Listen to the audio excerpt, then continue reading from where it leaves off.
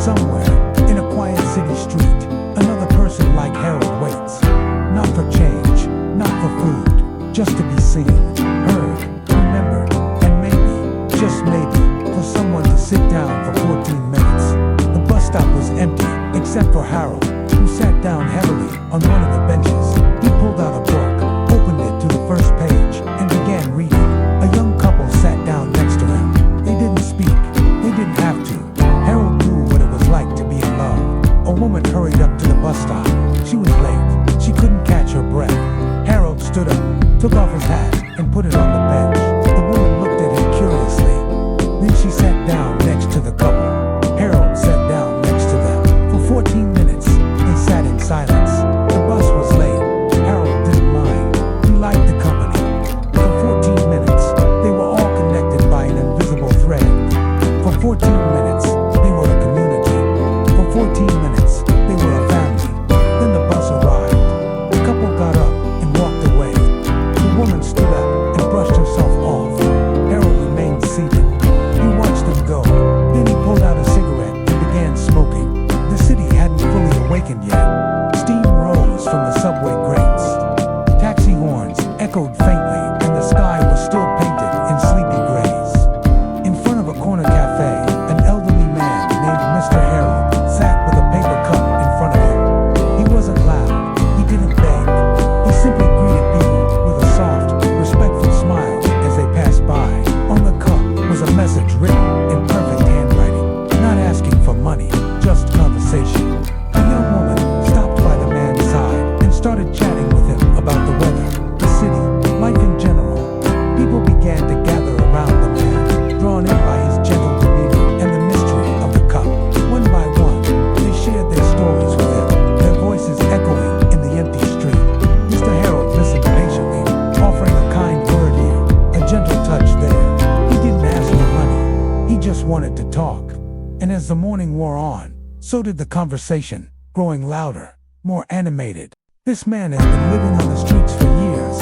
People walk right by him every day. No one stops to ask him why. They don't see the pain in his eyes or the scars that cover his body.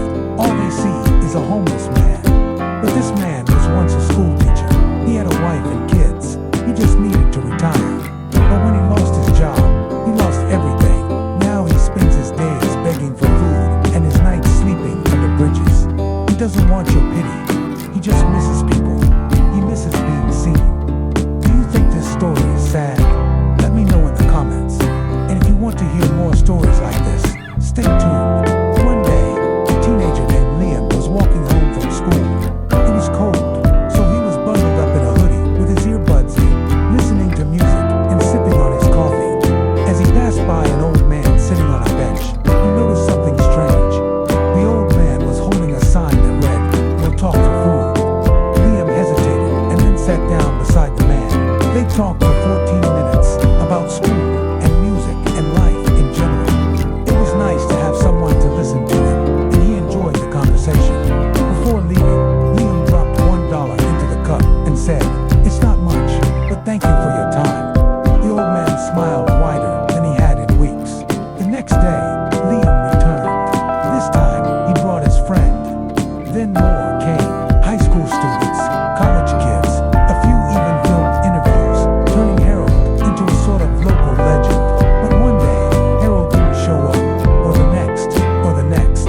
A few weeks later, a letter arrived at the cafe addressed to Liam. Inside was a single sheet of paper with Harold's handwriting. It read, "Dear Liam, I hope you're enjoying the fame. Your story has inspired me to make some positive changes in my life. Thank you. Sincerely, Harold." Liam felt a lump in his throat. He knew exactly what Harold was talking about. The day before, he'd seen Harold sitting in his usual spot, looking more dejected than usual. And when he'd asked Harold if everything was okay, Harold had just shrugged it off.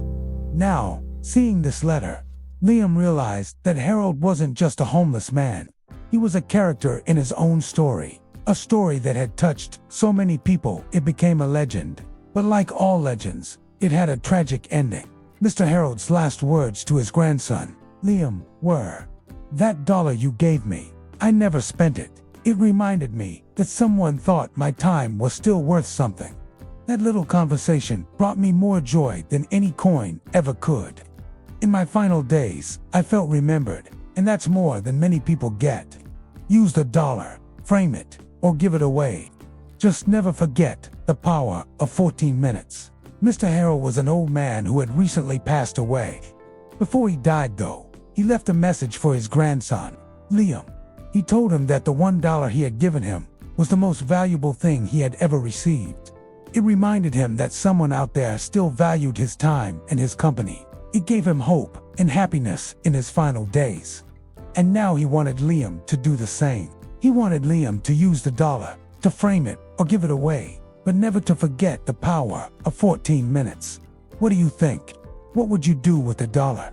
Let me know in the comments below. This goes to show that one man's trash is another man's treasure. In 2014, a 17-year-old kid named Liam stood up at a school assembly and asked everyone to take a minute of silence for all the people that society had forgotten. He then printed out the word "forgotten" and framed a dollar bill and hung it in the school hallway. Later that year, he started a small group called the 14-Minute Project, where teens would spend just 14 minutes each week talking to someone who felt forgotten. It started in a few schools in New York City and spread to churches and shelters and eventually to Los Angeles and London. All because one kid didn't feel that what society was teaching him was enough. He wanted to make a difference, and the crazy thing is, he still does.